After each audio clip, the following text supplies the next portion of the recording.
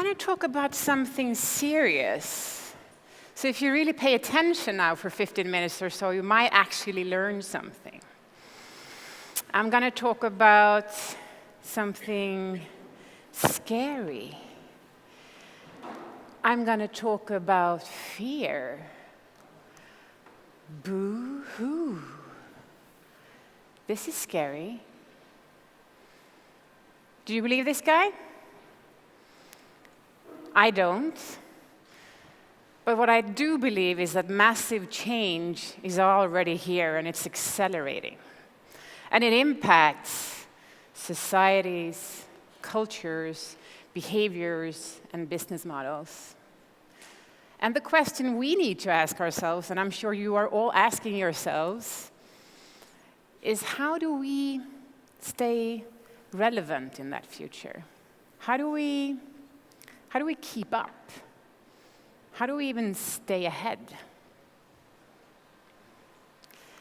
At Hyper Island, we sometimes look at the world a little bit like this, to try to get a hold of where we are. And with tech evolution happening so fast and in parallel and really changing everything, the world is getting so complex. It's a world of ambiguity out there. It's very difficult to really make sense of it all at the same time. And in a world that's that complex, we need to start to look outside of our own perspectives. We need not only our own worldview, but the worldview of others, of other individuals, and of other groups. And we need to try to get a 360-degree of the world and collect the collective intelligence. Only then can we really look at the world in a true way. But getting people and groups together means we have to be really good at collaboration. We have to ace that skill. And I'm pretty sure many of you think collaboration, sure, that's teamwork, isn't it? I'm pretty good at teamwork. I think most of us think we're decent team players. But when you get to the base of collaboration, you'll start to understand also that at the core of true collaboration is group dynamics.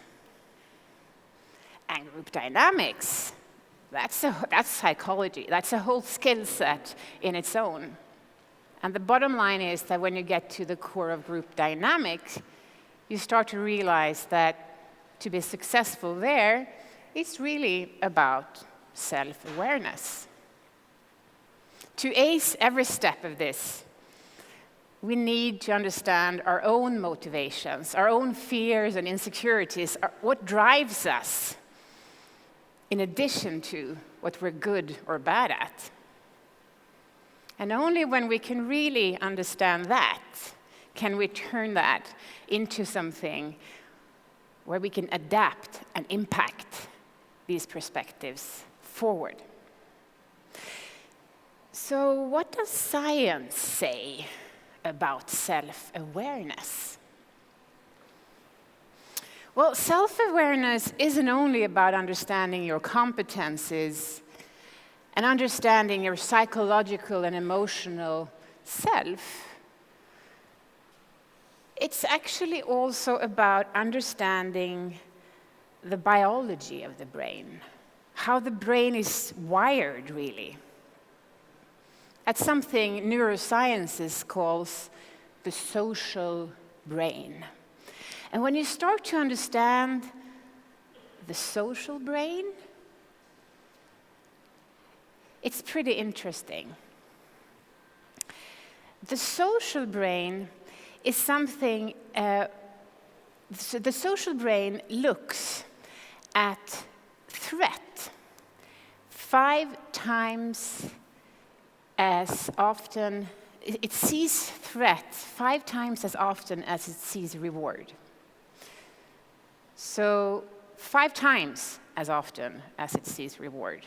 That means that when change comes into your life, when change comes in as something new, as something different, maybe a new opinion, or maybe a new way of working, or maybe a new technology, or for that matter, a new competitor in the marketplace, the social brain goes, hiya, stop, threat. That's our natural reaction 5 times as often as we go, yeah, come on. If we really understand how our social brain adapts to change and how it reacts to when something different comes into your life, we might be able to actually manipulate our brain. What if we could design how change enters our lives and design it to look like a box of chocolate for the brain? What would that do to our ability to see change not as something fearful, but as something worth to explore and to make an opportunity out of? How do you take change and that fear and make it into opportunity? Well, for that, you need confidence, because change and fear is really paralyzing. And when you're paralyzed and scared, you're not very productive. So how do you get that confidence? One way to work at your confidence is education, and to start educating yourself. And I'm educated, as most of you are, I'm sure. I'm from the old school, the traditional way of education. 20 years ago, I started business school, and I learned confidence there. I also acquired a skill set and certain tools that gave me the confidence and courage to be a CEO. So it was useful. But what business school did not teach me and did not train me in were skills and tools on how to work in this world of constant change, how to be a smooth operator and really be relevant now, 10 years from now, and 20 years from now. I totally didn't get that at business school. So that's what people come to Hyper Island for. We try to communicate the idea that learning isn't only once in your lifetime. Learning has to continuously come into your life, and you have to pull it in. And at Hyper Island, we like to talk to people about adopting a learning mindset and to gain confidence by constantly learn, to be a lifelong learner. What's that? Well, that's about acquiring the drive to learn by doing, to apply critical thinking, to constantly collaborate and constantly innovate. We try to train our students and our clients in learning to learn. And when they do, they're confident, they're fearless, and we then call them progress makers. And progress makers live by this. This is their mantra: to learn, to constantly dare to get your hands dirty. Not only your hands, to get yourself dirty in the change, to thrive in change, to sit in it, to own it, and to feed off change, and to be confident in that setting. Progress makers also unlearn. They get rid of old, obsolete knowledge. They create space for the new.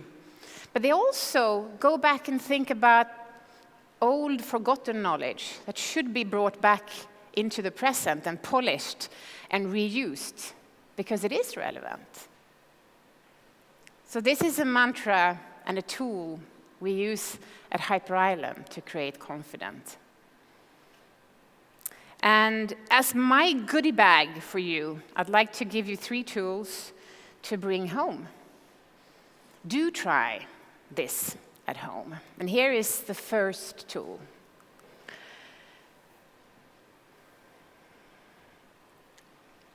The next time you think about the future, remember that the way we predict future is by usually using our own perspectives and our own experience from the past.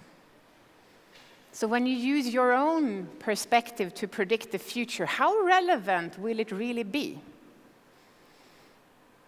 If you've just finished a budget or a strategic plan or a vision for your company or for yourself even, take a look at it.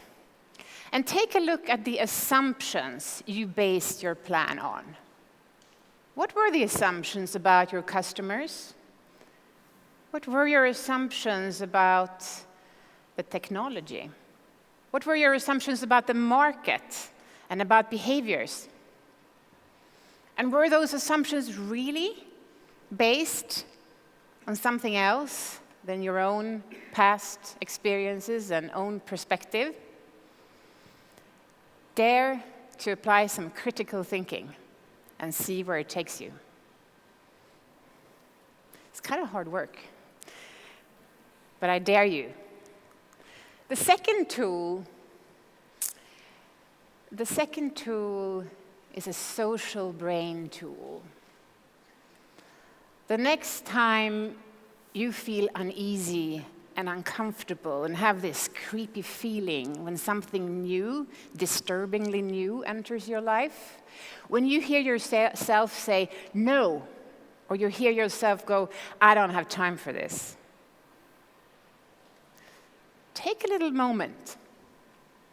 Take a little moment and ask yourself, is this me?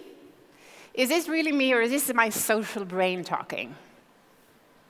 Try to explore the uncomfortable. Sit with it for a while and see if you can turn that change, that fear, into opportunity. The third tool that I'd like to give you is the tool of reflection. And there, my business school me goes, reflection? You serious? And my Hyper Island me goes, hell yeah. This is one of the most powerful tools you can use for learning.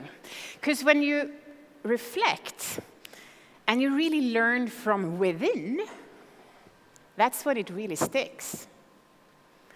That's true sustainable learning. So the next time you finish a client meeting with a team or with yourself, the next time you're done with a project, or the next time you've done a budget for the year, sit down and make space, create the time and space for your team and for people in your company or for yourself to really quietly sit down and reflect and ask these questions. And dare to be vulnerable. Dare to show your insecurities and dare to give the gift of feedback to each other. And then see what happens. So dare to apply critical thinking. Explore the uncomfortable. And do reflect. Use these 3 tools and see how they can take you one step further on your learning journeys. And once you can apply and adopt to a true learning mindset, you will be relevant in the future. You will be relevant in that scary, scary future. You will be confident, and you will be timeless talent, eternal entrepreneurs. And you will be fearless progress makers. Good luck, and thank you.